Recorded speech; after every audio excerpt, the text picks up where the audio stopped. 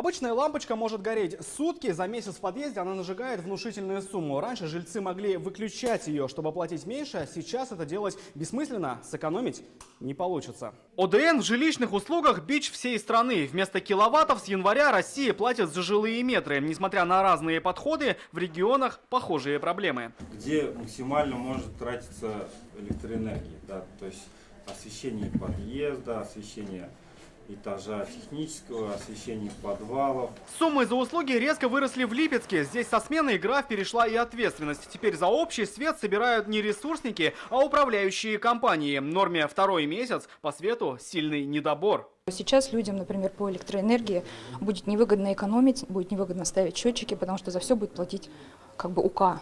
То есть если люди платят в пределах норматива, все остальное будет платить УК.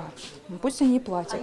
Зачем нам нужно что-то экономить? Нас беспокоит в первую очередь цены. Очень большая квартплата. Начисление по счет фактуре каким-то непонятным образом. А вот в Казани переезд ОДН с графы в другую повел себя иначе. Заметно выросли суммы и пропала прозрачность. В десятках регионах разные последствия. Статистика страны показывает, пока нигде и никто не выиграл. Потому что должна была быть подготовка к переходу, расчет экономический. Только тогда нужно было сделать аккуратный перенос этих всех объемов. Последствия и вытекающие идеи сегодня обсудили на специальном совещании. В столице Татарстана юристы и управляющие компании, технические службы и ЕРЦ из десятков регионов.